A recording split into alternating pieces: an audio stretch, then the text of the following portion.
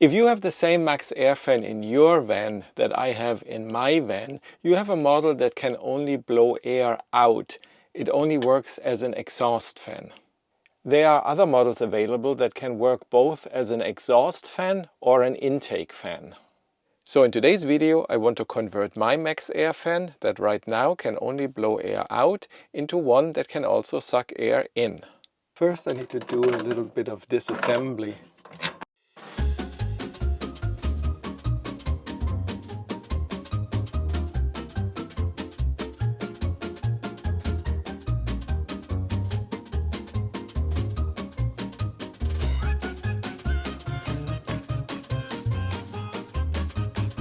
Okay, I give up. It's way too hot in the van. I removed it and I'm doing the rest of the work in the garage. Well, much better.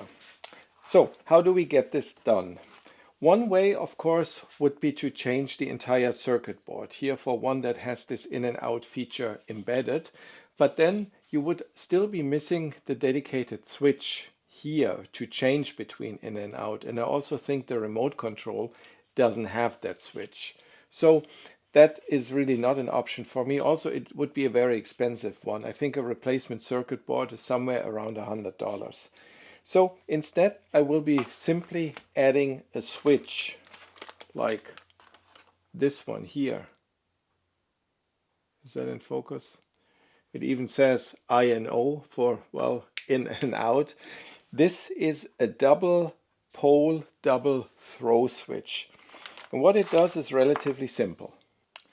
The switch has 6 pins here, right? And they are arranged in 2 groups of 3. 1, 2, 3, 1, 2, 3. And the left and the right side is pretty much completely separate.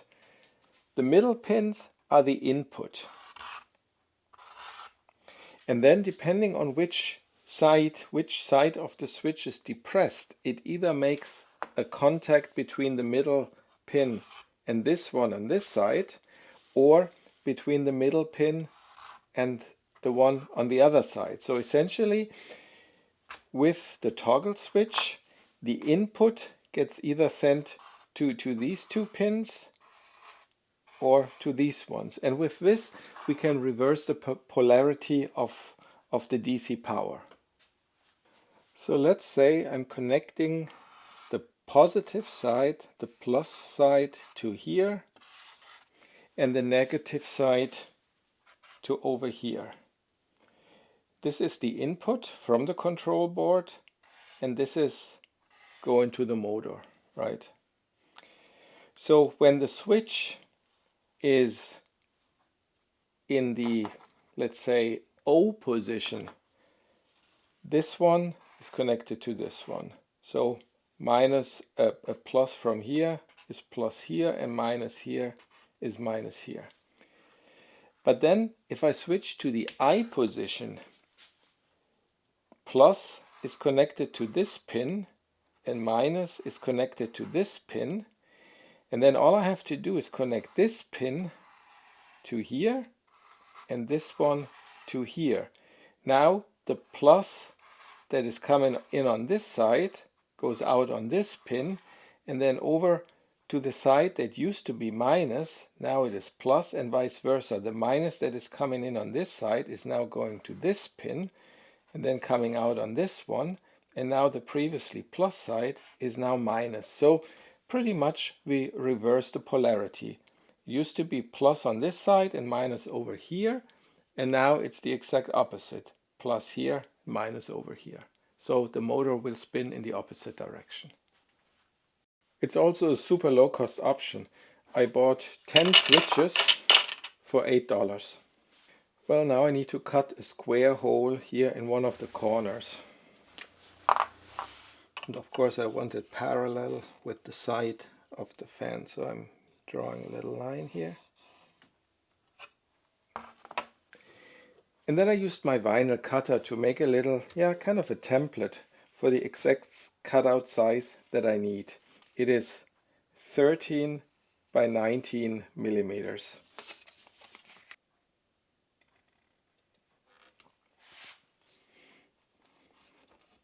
I must have not pressed record when I cut the hole, so let me quickly recreate it and let me show you how easy it is to cut a square hole in plastic.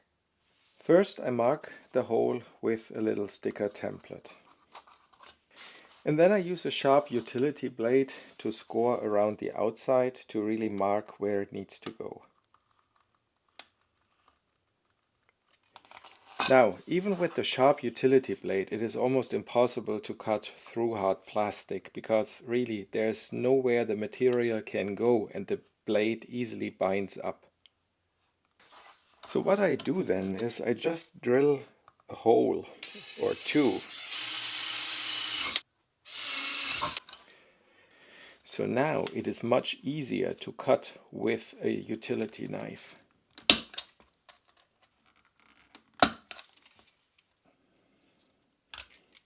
See how this comes out in big chunks now?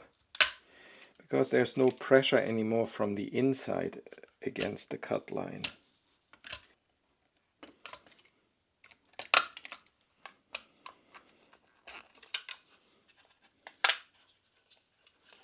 And that's it.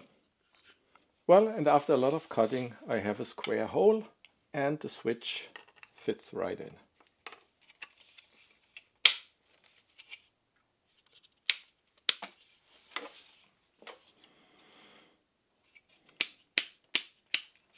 And over here, this is the cable that feeds the motor. So this is the one I need to reverse the polarity on. I'm going to cut it here, splice in the switch, and then reconnect the other side to the switch to the one that goes to the motor. Should be easy enough.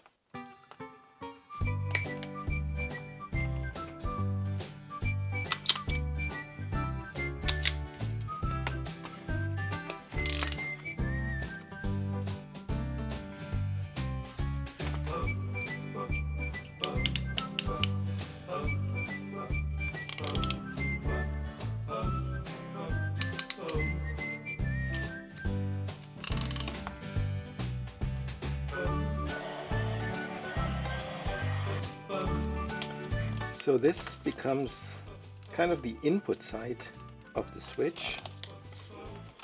So I need to route the cable all the way to over here.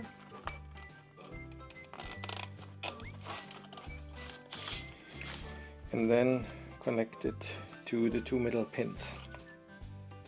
These switches don't seem to be very heat tolerant, so instead of soldering the cable on, I'm going to use these crimp connectors, and then I can just slide it on.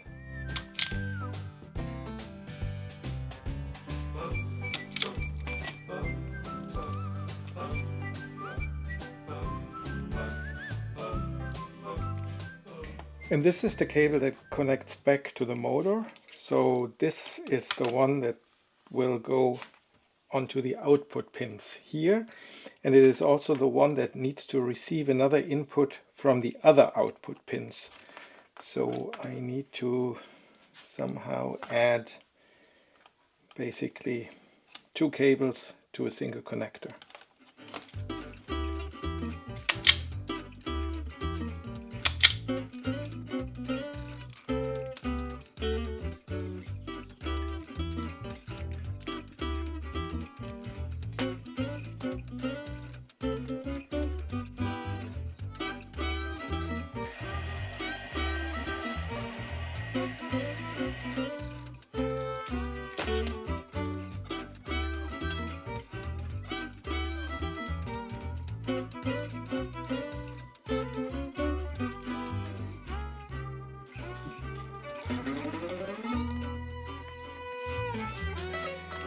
And then when the switch is in the out position, then it goes back red to red pretty much.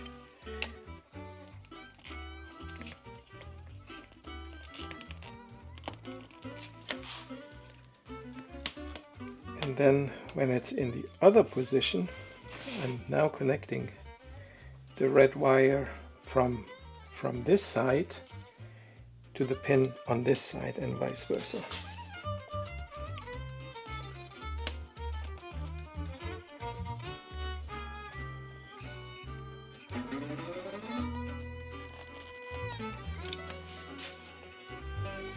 Well, and that's it.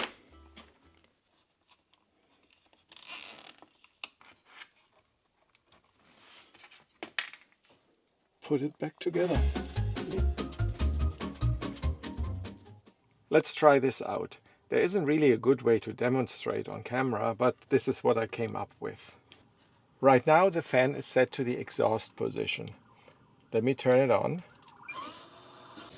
The fan is running as an exhaust fan right now, and I have set it to 80%. So if I open the side window a little bit, you can see this little string is getting sucked into the van.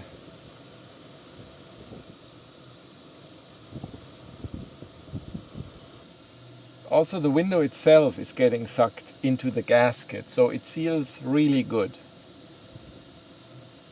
And now I'm going to flick the switch and run it as an intake fan.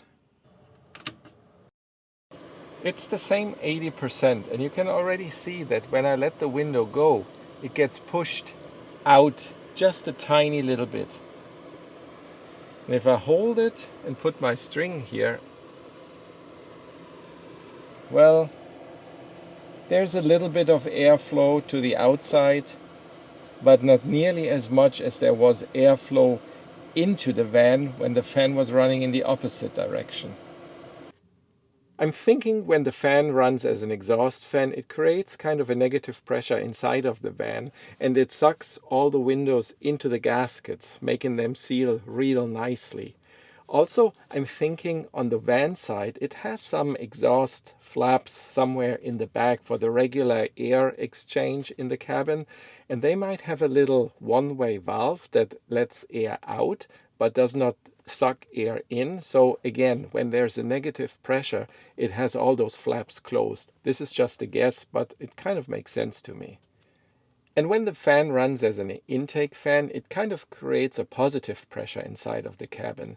And there's a much better chance of this getting leaked out through the windows, which are now pushed out and away from the gaskets, and also through all those passageways that Mercedes designed into the van for an overall air exchange. And now you might be asking, why did I even bother putting such a switch in? And that's a really good question. I'm asking that myself as well. First reason is, of course, because I can, and it only costs 80 cents, and I can make a video about it. And if that's not good enough, I would say it is always better to have something than to need something. In the Winnebago Rebel forum, one user reported that after he put a switch in, he's using it whenever he runs the diesel heater.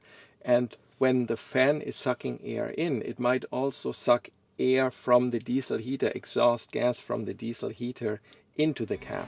But when the fan is running in the opposite direction, it will always push air out, and there's no diesel heater fumes up there on the roof from where now the air intake is.